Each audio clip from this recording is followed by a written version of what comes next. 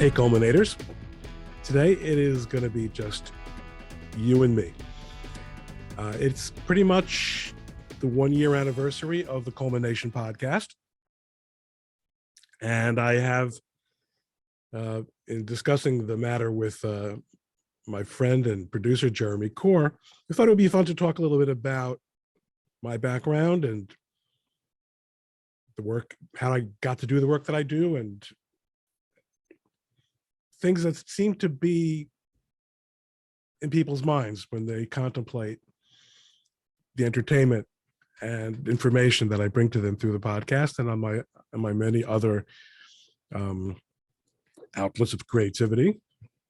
But so, we're just gonna do it, you and me together, as I said, and see how it goes. I get to save some bucks on this too. Everyone realizes, of course, that I pay my guests handsomely for appearing on the ColemanNation podcast. So you got to do some basic homework, right? You got to follow me on Twitter. I don't think there's anyone who watches this regularly or who downloads our podcast who doesn't follow me on Twitter. I could be wrong about that. I'm originally from New York. I lived in Queens. My parents are and were very special people. My father, who passed away about 11 years ago, grew up on the Lower East Side of Manhattan as basically an orphan. He was raised by his grandmother. My mother emigrated from Cuba in 1956. Her parents were Polish Jews who had the good sense and the good fortune to leave Poland in 1935 and to leave Cuba in 1956. I spent my formative years in Brooklyn. I don't really count the Queens years. And indeed, to this day, I, like most people, cannot possibly navigate my way around Queens. Lived in Brooklyn until I was 9 years old, 9.5. And when October of 1972 came along, we joined the Great White Flight, probably the first Great White Flight out of New York, as the schools were plummeting towards oblivious badness. And we moved to a place called East Windsor, New Jersey, a suburb of nothing. It's in Mercer. Maybe it is in Mercer County. It was the first planned unit development in New Jersey, and everyone else there was a Jewish family from Brooklyn. We lived in a townhouse. Neither of my parents had gone to college. My parents were not professionals. And in fact, I never met a lawyer. Well, my mother worked for a while after. My mother was a stay-at-home mom. My dad was a payroll clerk. Actually, he was a benefits clerk in a company that slowly ran out of benefits. He was in the accounting department. Great person, my father. I miss him so much. My mom stayed at home and raised us. That's what moms did in those days. And we didn't live well. I mean, we were lower middle class. We lived in a 2-bedroom apartment in Brooklyn, and then we bought a 4-bedroom townhouse made out of ticky-tacky in East Windsor, New Jersey for $36,000 with a VA loan. I guess, though, in retrospect, the first lawyer I ever met was probably my mother's boss when we started high school, and my mom started working as a secretary. She was a legal secretary. In fact, she eventually became a legal secretary for a patent lawyer. But I never thought of him as any kind of mentor or anything like that. And later, when I went to college, I met some lawyers through alumni boards of, in particular, the radio station that I was in, WPRB, where I was a disc jockey and the director of sales. But I never really knew any lawyers hardly at all until, in fact, I remember when I applied to the bar, when I passed the bar exam, you have to then go through the character and fitness committee, and that requires you to submit affidavits of good character from two members of the New York bar. So I had to rely on, oh yes, an alumnus who I knew through the WPRB trustee board and I think a roommate's father. I just, I didn't come from a professional background, but I didn't have a lot of trouble realizing that I did want to be a lawyer. It seemed natural. It seemed I'm very verbal. I'm inquisitive. I'm dialectical in my thinking. That's a nice way of saying I'm argumentative. I like solving problems. I like politics. I've been interested in politics my whole life. So all those things militated. Also, as the child of an immigrant and a second generation American, you want to you have this desire to get close to and understand the levers of power, I think, in the new country, and to try them out, because there's this, I don't know. I just think I think that was somehow part of it too. Everyone who knows me is aware that I am an Orthodox Jew. I wear a black skull cap, or yarmulke as we call it in Yiddish. And I talk a lot about Jewish stuff. My parents were not observant. They had a lot of traditional notions, but my mother's family had left the path of Jewish observance in Poland. They were members of the what was called the Jewish Labor Bund, a Bund being a word that means a brotherhood or a form, a group, which was part of the reason they left Poland, actually, because they felt oppressed. Whether Jews were always oppressed in Poland, or not always. It's not true. Poland actually was very generous to the Jews in many, many respects, but there were many bad times, and the 20th century was not a good time, by and large, for the Jews in Poland. Anyway, but my parents, my grandparents, and the surviving family that joined them from Europe in the United States after the war, first in Cuba, then the United States. I grew up in an environment where everybody was speaking Yiddish. They were also speaking Spanish, but I had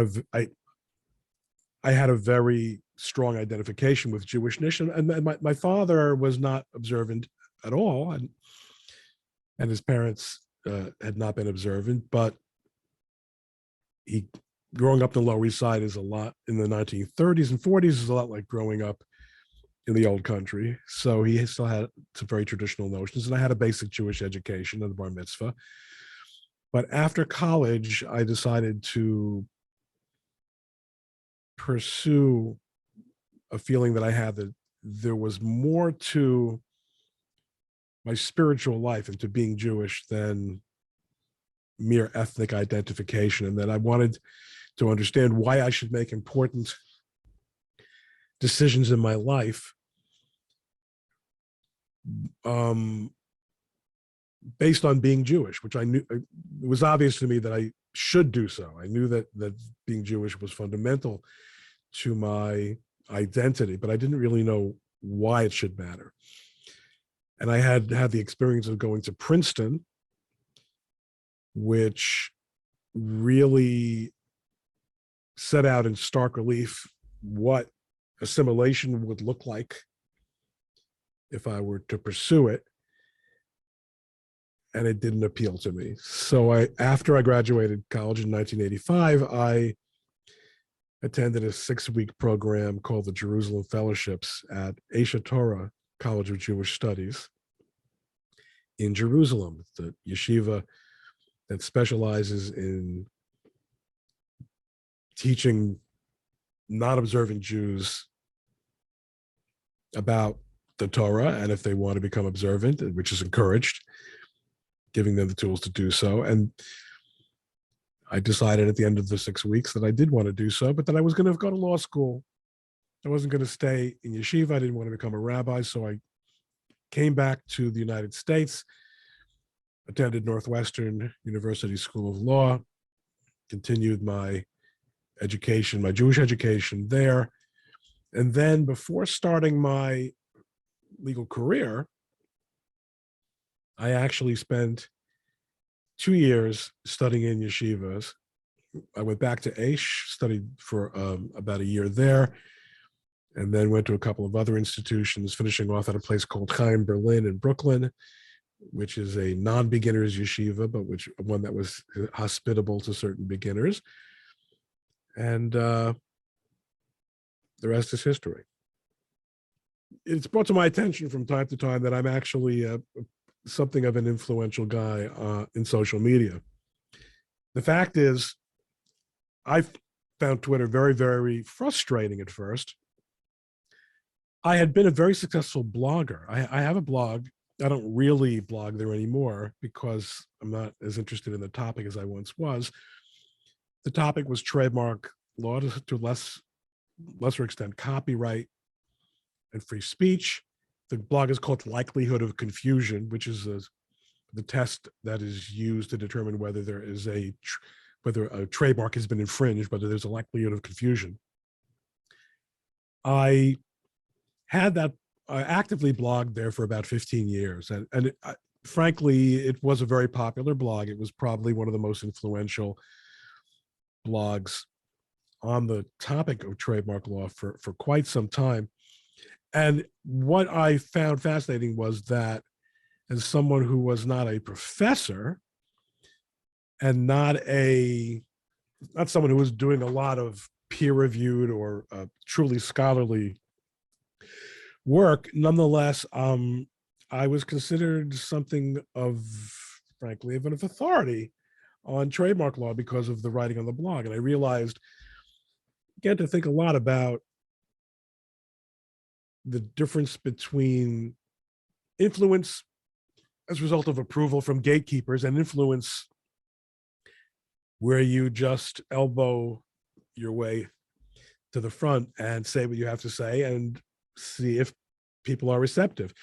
One of the most gratifying things, in fact, about my peak days of blogging was that I began to realize, based on links that were coming in, that articles from my blog were being increasingly added to law school curricula by law professors. So, you don't get to really find out, or it's not the kind of thing you can really put in your resume. I wish I could. I would in a second, because I think it's really cool. But I did become something of a thought leader in trademark law.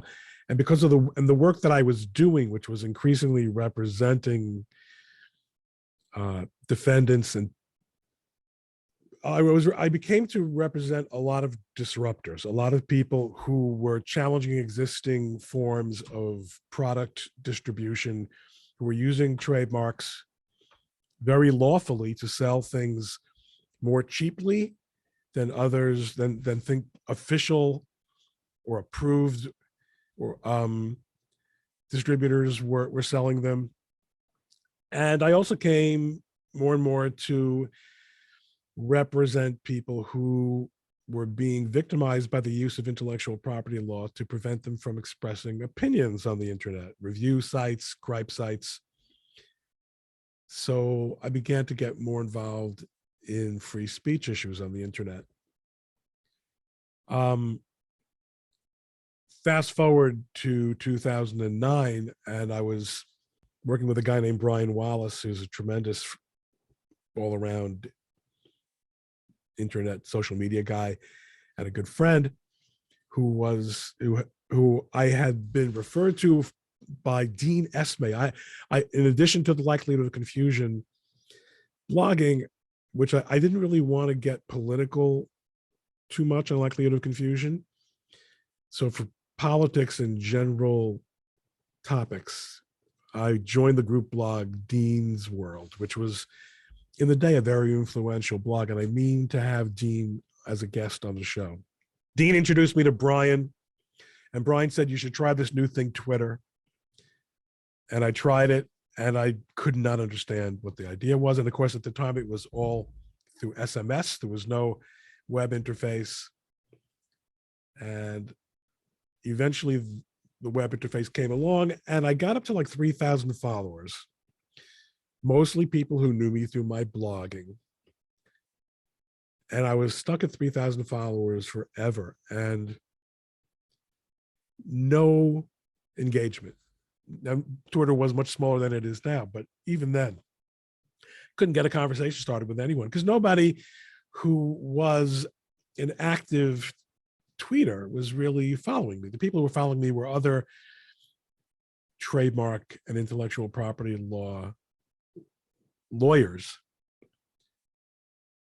and lawyers tend to be much more discreet than I am about expressing their opinions. And but I would just check in from time to time to just kind of see if there was any way that it could.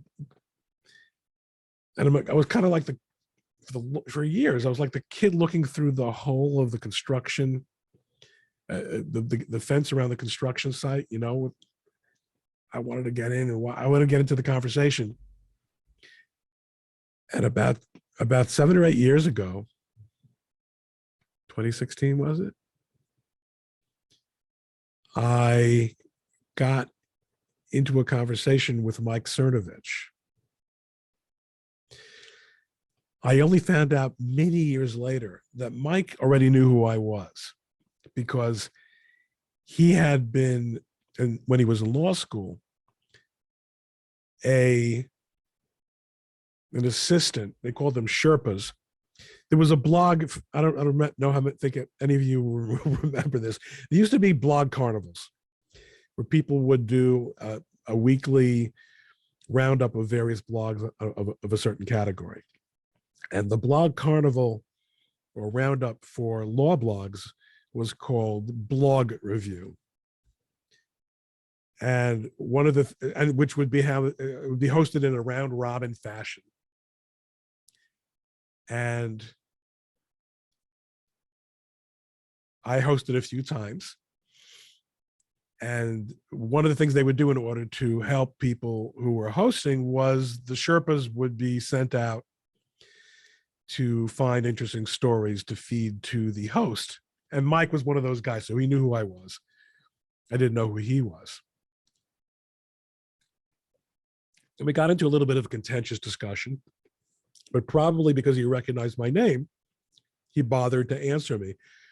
And all of a sudden I became a person on the internet or in Twitter rather, around the same time.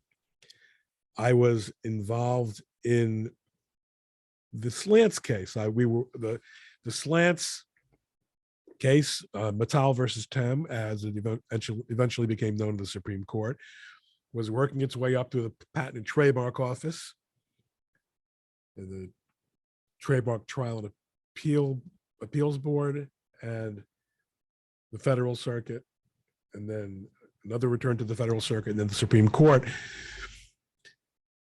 We began to get a certain amount of press attention for that, and that enhanced people's interest in what I was doing and what I had to say. And then I became something of an activist. I'd always been a Republican. In college, I was the youth chairman of the Reagan-Bush National Jewish Coalition, which was not national, it was for Republicans, nationally for Republicans, but it was a little bit of a misleading name. In any event, I had waning and waxing involvement in political activism. I was, it waxed, it waned for quite some time, but the internet was a good way for me to get back involved in it. In 2020, I think my involvement in the Trump, not so much the Trump campaign as the election litigation and the pre and post-election litigation, and the polemics that were going on, and having been on the scene in Philadelphia at the convention center, raised my profile considerably. And I made friends with a lot of cool guys who helped me become better known, guys like Jack Posobiec and Will Chamberlain. And that's how it goes. I do think I was delivering quality content, and I still am. I should explain, I started out working in big law firms, which was a very bad match for me, at least at this point in history, because they really prize people who are more off the rack than I am. Is that a good way to put it? I'm a little bit of a custom fit. And by the way, the off the rack people can buy and sell me many times over, most of them.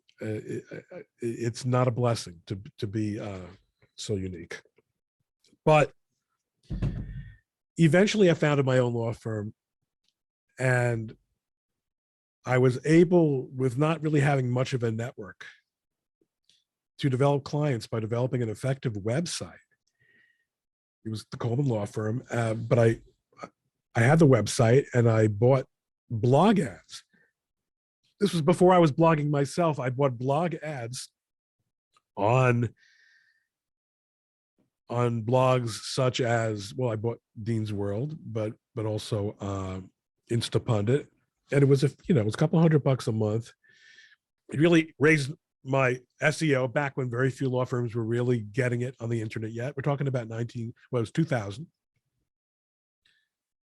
Oh, 2000. I should also mention, in 1998, I had been involved in a somewhat high-profile case called Jews for Jesus versus Brodsky, representing Stephen Brodsky. It was one of the first relatively widely reported domain name trademark cases, and it was actually before the anti-cyber squatting law was passed. And I came to the attention of a classmate of mine, the great David H. Bernstein, who was a partner at Debevoise and Plimpton, the person who had the career that I should have had if I would have been non-ADHD and better behaved. But he, to some extent, became a bit of a patron as well in the intellectual property bar. But by 2000, I was more or less on my own. And I was able to get clients using this website because no one else was using a website in a small firm. It was really kind of unheard of. And I do think that I have a sense of how to come across on the internet as someone that you might want to listen to. That eventually turned out to be a skill that I used on the blog, and that I think I use somewhat effectively on Twitter. I know that I'm pretty far out there on Twitter as lawyers go, especially lawyers who actually have legal work to do. I spend a lot of time on Twitter, more than most of the women in my life. You know who you are. Wish I did. But it's basically where my business comes from. It's where my clients come from. I'm the go-to guy for problems on Twitter, or people who are on Twitter who have issues relating to free speech, discrimination.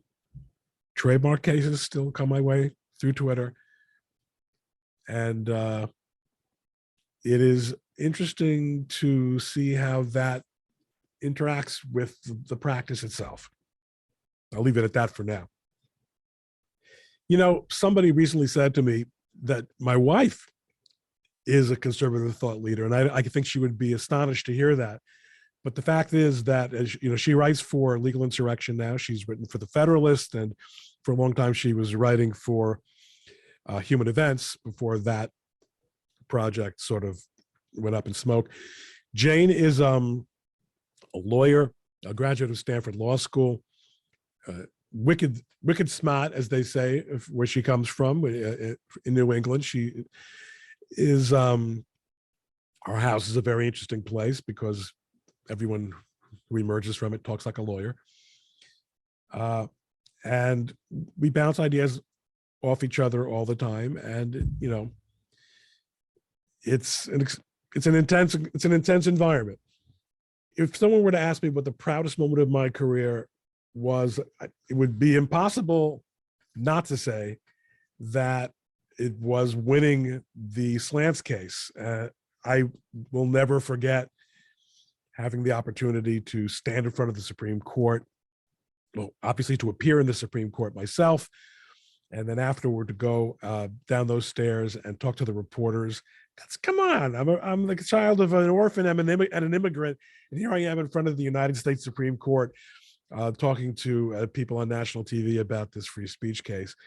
So that was, in many respects, it was a vindication for me on a lot of fronts, because I had flopped out of these big law firms, and I had taken the somewhat unpopular stances on free speech, and obviously, to me, that's still the highlight of my career, and I hope I get the chance to go to the Supreme Court once again. I'm a partner now with Harmeet Dillon. We've been friendly online for a long time. We've met for the first time at the so-called social media summit that President Trump had at the White House in 2018, which was a nice demonstration of something, but didn't really go anywhere. I had been at a major law firm in New Jersey. I say major, but 125 lawyers at the time, which is not, today law firms have thousands and thousands of lawyers, but it was a full service law firm, and it's a growing one, a very successful one. And they were increasingly uncomfortable with my representation of controversial clients, which was ironic because I came to them because I had left the previous large New Jersey law firm that I was in because they were uncomfortable with my representation of controversial clients. And I was assured repeatedly that this would not be a problem here. And then they realized that they didn't mean it.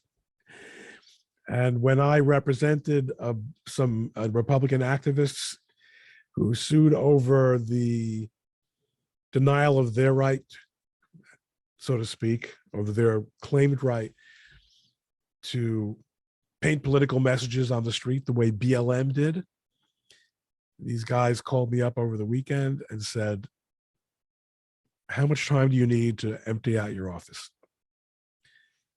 And when I mentioned this, Harmeet swooped in, said, listen, I'm looking for somebody who can represent the firm out in New York on the East Coast. Would you be interested in that? And I'm not sure that she entirely knew what she was getting herself into. In fact, I can say confidently that she did not, but I'm certainly enjoying working with Harmeet, and I do think she likes me personally. And I think that, she has grown the firm considerably since she added me as the first lateral partner with his own business. And since then, we've been working rather swimmingly, I think. Again, our styles are not exactly the same, and our places in the world are not exactly the same, but it's very exciting being in this firm and being in the middle of so many incredible things that are going on. Somebody asked me if I ever, as my profile increases, do I have any view about the experience of getting nasty DMs and emails? It bothers me when people go through the trouble to send me an email. That's a step beyond the DM, but the DM itself, it's one thing to be nasty and abusive in public, and to, even if you're anonymous, at least you're putting yourself out there. And to send me an abusive DM, I mean, I will often publicize these emails and DMs in order to provide a disincentive. As a general rule, I understand that it's part and parcel of the game.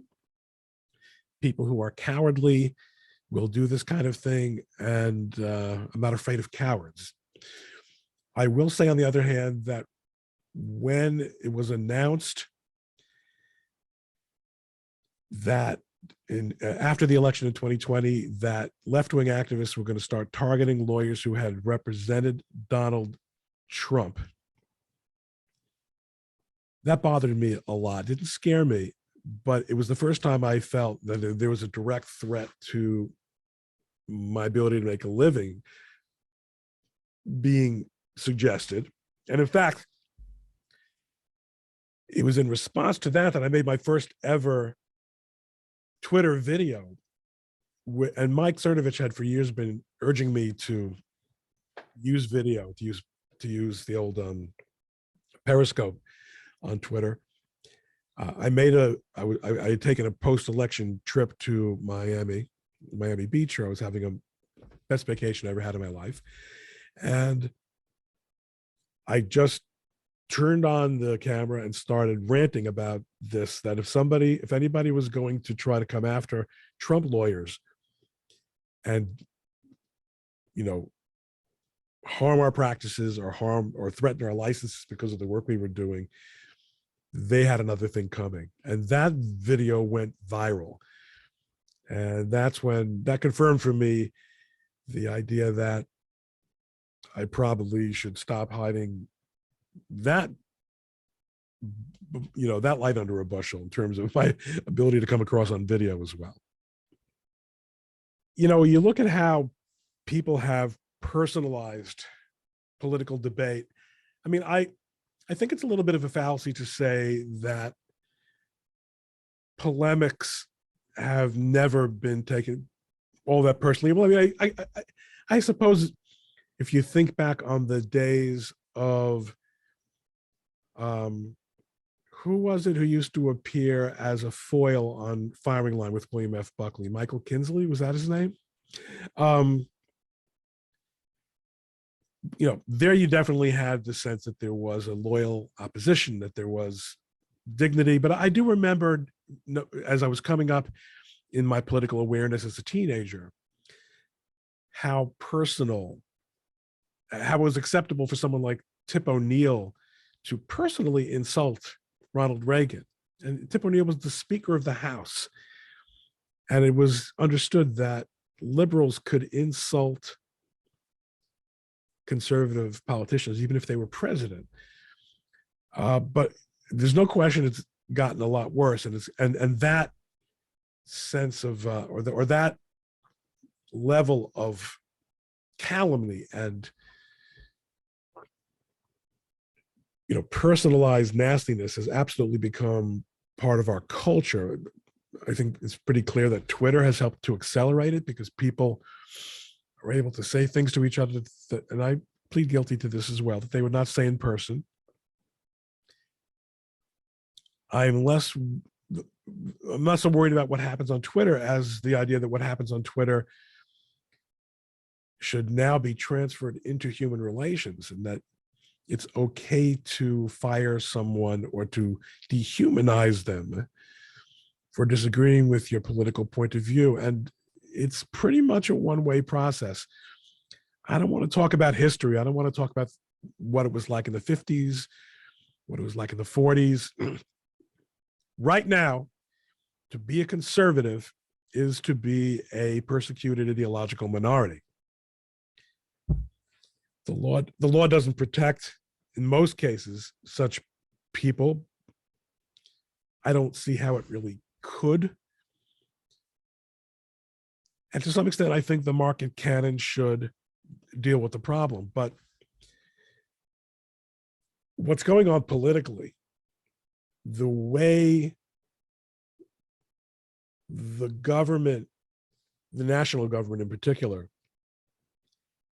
and agencies and elite institutions are just taking these incredible liberties with the power and the trust that's been granted to them. Well, let's just say that those phenomena are the reason that I'm doing this, besides the fact that I love doing it, besides the fact that I'm a firstborn, insecure,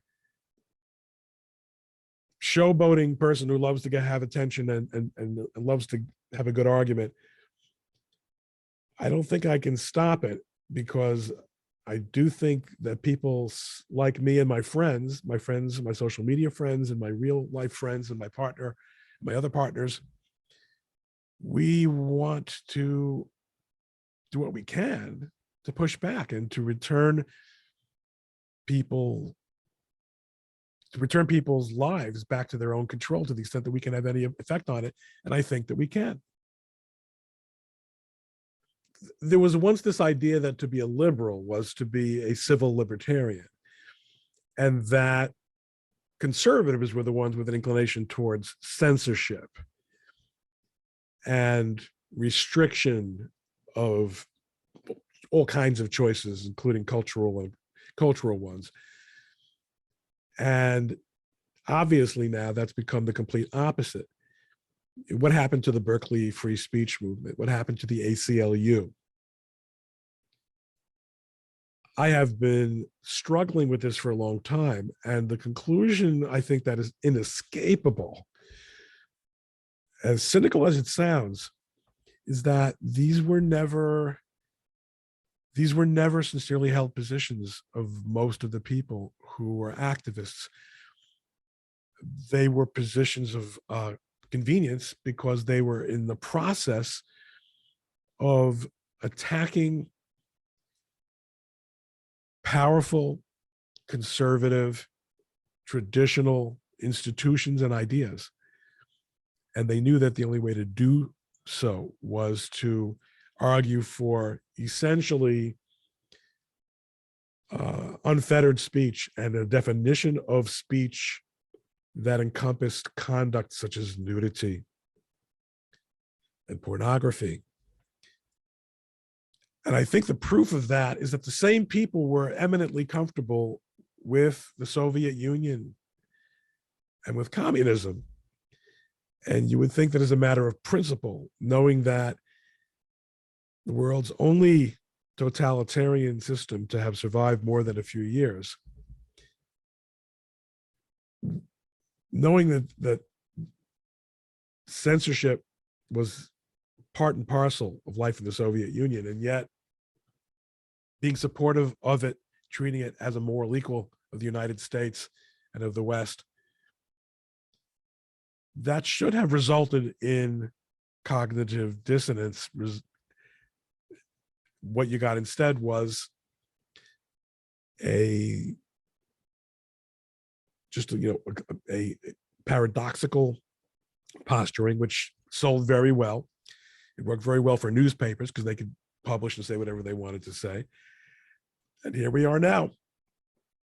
They're the ones in power now. They're the ones who are, by virtue of this process, they're the ones who have control over institutions. They're the ones who actually represent the establishment that they fought against so hard in the 60s and 70s. And suddenly we have government providing or establishing a ministry of truth. It's an amazing, and no protests. Where's the New York Times? Where's the ACLU? Madness. I get a lot of questions about Elon Musk. One podcast I was on, the host asked me, what's motivating him? And I think it's important to recognize that you don't have to fetishize Elon Musk and believe that he's spending tens of billions of dollars and putting that many more tens of billions of dollars at risk merely because he is a staunch advocate of free speech. I think it's possible that he is, but I don't think you have to believe that he is to nonetheless believe that his motives are appropriate ones and ones that will be beneficial for people who are interested in free speech on Twitter and elsewhere. Because even if he wants to merely do business with Twitter, I have been for years now asking people and getting different answers when I asked, why is Twitter so eager to do something that seems to be against its corporate or its rational commercial interest, which is to push away its most influential participants, people who bring others to the site as members, people who keep people on the site as users. If there's any fundamental truth to the Twitter business model, it cannot be based on pushing influential users away. It has to be based on encouraging and incentivizing them to stay. If all he does is rationalize that commercial calculus, Elon Musk will have achieved a great thing. Is he going to be able to follow through with it? I don't really know what it is. I think that people who think that he wants to turn it into Gab, into a free-for-all, are mistaken. I don't think he's said anything like that. I don't think there's any reason to believe that he has any interest like that. But if he wants to turn it into something where rules are uniformly and maybe even to some extent, imagine this, transparently applied, rules of content moderation, rules against harassment, even rules against hate speech, if they're consistently and fairly and transparently applied, and maybe there's even a rational, accessible appeals process for people who are banned, that would be revolutionary. So, I don't think there's any backing out of it for him. I don't think there's any backing out of it for Twitter. They're going to have to find a way to make it work. I understand that the devil is in the details. They haven't worked out the details yet, but the change is already obvious. Everybody knows it. I've added about 10,000 users in the last 10 days. Not because I'm any smarter or funnier or better looking, but just because of things that are happening at Twitter that seem to be related to the change in ownership, or the coming change in ownership. A couple of weeks ago, actually, no, it was last week, I made a tweet that said, if you work at Twitter and you're thinking now might be a good time to delete stuff, don't do it. There's outstanding litigation going on. It would constitute spoliation of evidence. And a number of people responded to me and said, actually, my understanding is that they put in an order that, or actually a hold on any system-wide changes at Twitter because of the change in ownership. Nonetheless, it's obvious, I think, to everyone that some cleanup is taking place. The increase in conservative engagement and following numbers, the moderation in following numbers of liberal accounts is not organic. It is based on the fact that mid-level and lower level people who have actually been doing a lot of the censorship and playing a lot of the games, taking followers, taking followers away from big accounts that they didn't like to see growing. That's happening less. If Elon Musk does nothing else besides open up the digital records of what's been going on at Twitter, it'll also be revolutionary, especially because there are advertisers who are going to be very interested in knowing whether the viewership, so to speak, whether the ratings, to analogize, that they have been paying for are real or not so real. And this was something I tweeted about years ago. If you are manipulating follower numbers, you're fundamentally undermining the key metric of the value of what you're selling.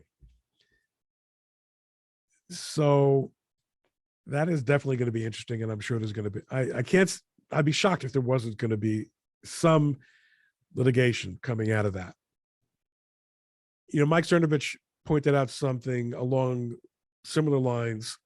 I will say that people have observed that there's a real question about what's under that rock that's being picked up by Elon Musk, and it's not only the political censorship and who knows what else in terms of feels and in terms of people's livelihoods being ruined, but also the economics of it. What's going, the metrics that are being reported to advertisers and to partners. Something that very few people are aware of is the extent of cooperation between Google and Twitter. Google probably saved Twitter from a complete collapse about 9 or 10 years ago when it entered into an agreement that made results on Google searches include Twitter and include them very prominently. That was gigantic. That essentially made Google and Twitter partners. Google is very much in the censorship business. They manipulate search rankings. They manipulate YouTube. They censor YouTube harshly. The involvement of Twitter in that, the way that has affected Twitter, the way that has affected Google, all those things should come out in the mix. So again, that's another example of where the change in ownership should be quite revealing. Also I'll tell you something, this Ministry of Truth idea, I don't know how far it's going to even get off the ground. It is fair to say that between whatever I imagine that they had it in mind as something that was going to help them in November, but I don't think they're going to be able to. It's already May. I don't think they're going to be able to implement the kind of censorship of social media that they would want to ahead of the November elections. I think that was the entire purpose of it. It was planned a long time ago, I'm sure. I do think it's not clear to me. Look, there's a lot about what happens in the Homeland Security Department that is probably of considerable constitutional dubiousness.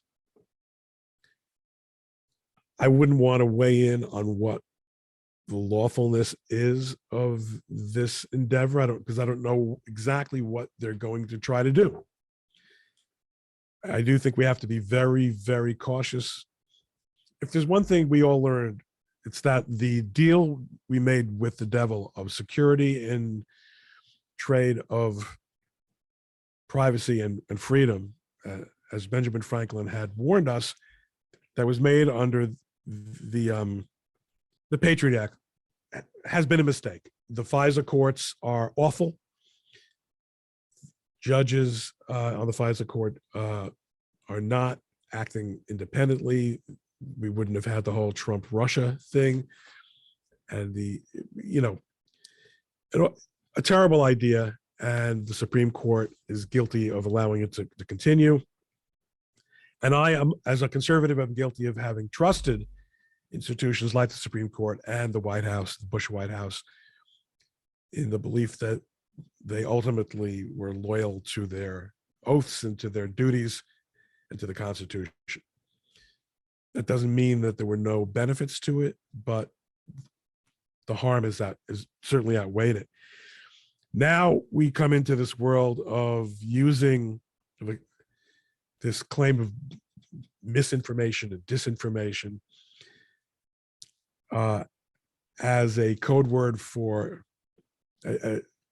censorship, and in particular making so-called democracy, which they mean anybody can vote anytime, anywhere, no matter where they come from, no matter who they are, Voter fraud has been a massive phenomenon in our elections for years. Republicans did nothing about it, and Republicans have themselves to blame for the position that we're in. And it's awful. I'm a Republican, but I was never in the position to do anything about it. Neither was Harmeet. She knew what was happening in 2020 was going to happen, and she was not given the opportunity to deal with it then. Things will be different in 2022 and 2024.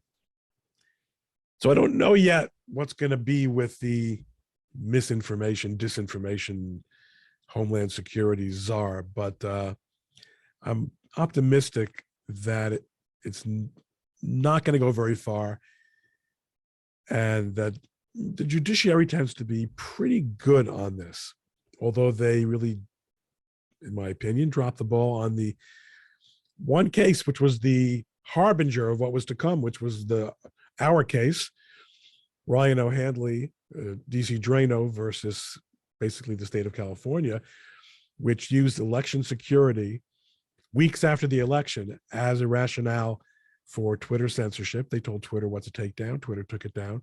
The judge said, nah, I don't see the problem. We're appealing that to the Ninth Circuit. That's the kind of thing we should expect to see happening at the national level. And we'll be there representing the people who are affected by it and hopefully getting the right results. You know, one of the most significant things that happened in our lifetime was obviously the pandemic, the COVID-19 pandemic. And I don't think it was a pandemic, and I don't think it was a fake out. But I do think that it was mishandled tremendously, and that the government became a major agent of misinformation. What also happened was the social media corporations decided that they would be the judges of what constituted medical information and misinformation and what the approved narrative was. And that was disastrous for a lot of reasons. As disastrous as it was, and as harmful as it was to the ability of people to express themselves, and the establishment of government narratives as the only acceptable way to look at a problem, it was a blessing in disguise, because some things were just so over the top and so wrong and so contradictory that regular people who for years relied, as most of us did at one point or another, on mainstream media, on the yentas of The View, on the New York Times, on the networks, people began to realize this makes no sense. I remember Harmeet asked me to represent a group of evangelical ministers who were in New Jersey, who wanted to protest against the mandates, not the mandates, but the lockdowns on churches. And one of the things we used most effectively in our papers was the fact that BLM rallies were considered to be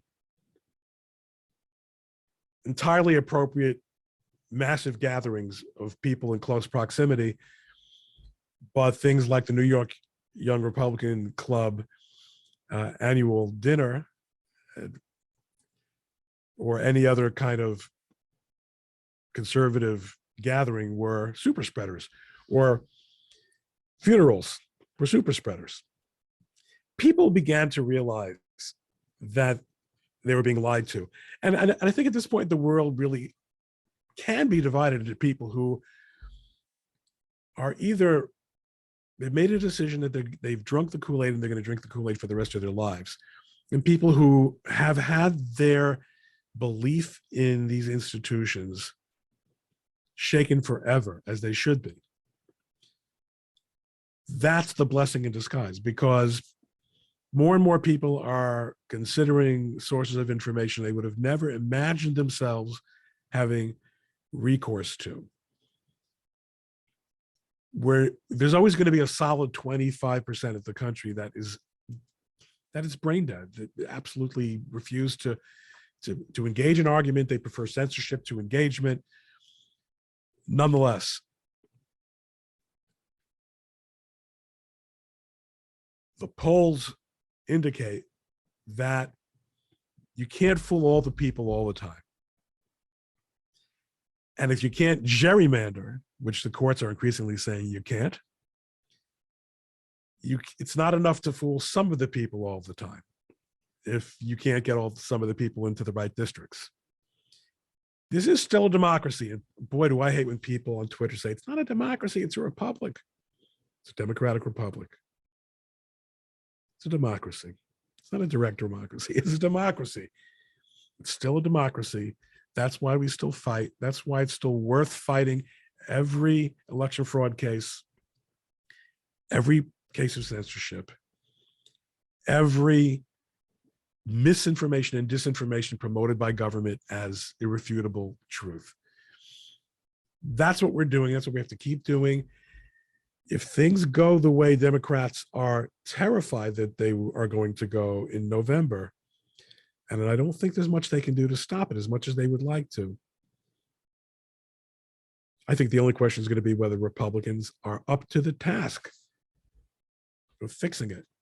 They weren't in 2020, but a lot of the 2016, but a lot of the problems of 2016, people like John McCain and Paul Ryan are no longer there. So I'm optimistic, as always.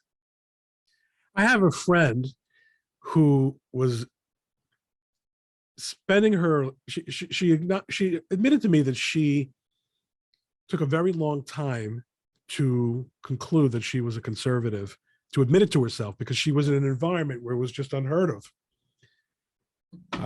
And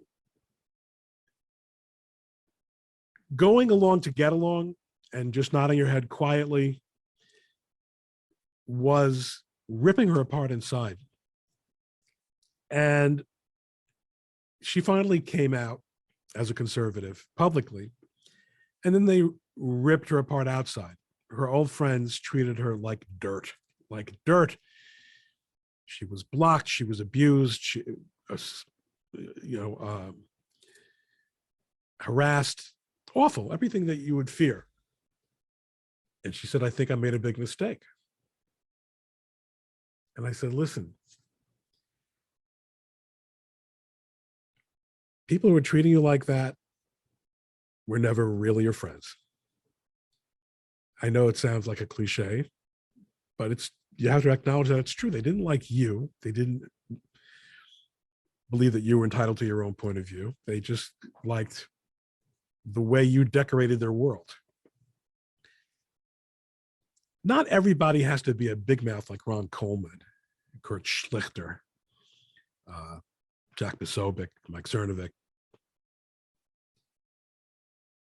But you do have to be true to yourself.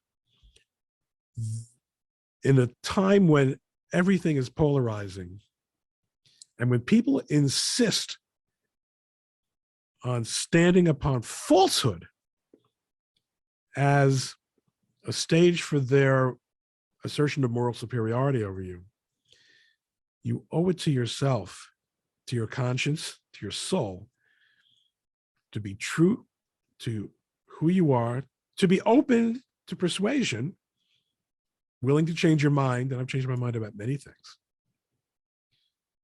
And to be prepared to lose a relationship, or at least to see it cool off for a while, or maybe forever, over truth. God's seal is truth. You can't avoid the truth.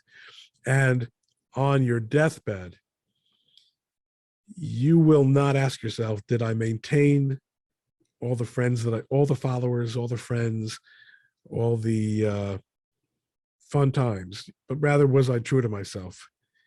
Did I lie to myself? Did I lie to others about who I am and what I believe? Again, it doesn't mean you have to stick your snout into every argument, but if it comes to that, you have to be who you are, and the truth is only what it is. There's no my truth versus your truth. It's just the truth. I remember during the 1980s, when again, remember, I was very politically engaged, wondering how we were going to ever win the Cold War, if it was ever going to end. The Russians had outsmarted us on so many fronts. They had this command economy, this monolithic security state. They had American elites, Western elites, especially Europe, on their side. There was so much going their way, and we were just these naive believers in the power of liberal democracy. And boom, it crumbled like nothing. People sometimes say to me, Ron, I mean, come on, look around, look at the extent of the voter fraud, look at the, at the absolutely unified power of the corporate media, how governments are colluding with each other to suppress democracy. And yet, amazingly, both poll numbers and realistic predictions of what's going to happen in the elections suggest a political change in the near future. There's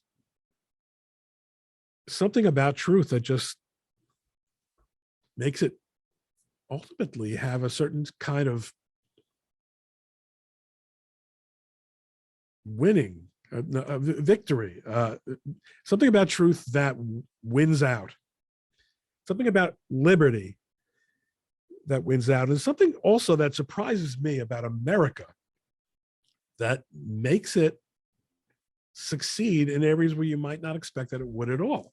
I do think there are reasons for great pessimism. I think education in this country is abysmal. I think standards, the way, the extent to which government and political correctness, whether enforced by government or by large corporations, has undermined the ability of American companies to be competitive, because they're trying to convince people that being out of shape and being incompetent and being semi-literate are all acceptable ways to which, like, there are a lot of reasons for pessimism, but God runs the world.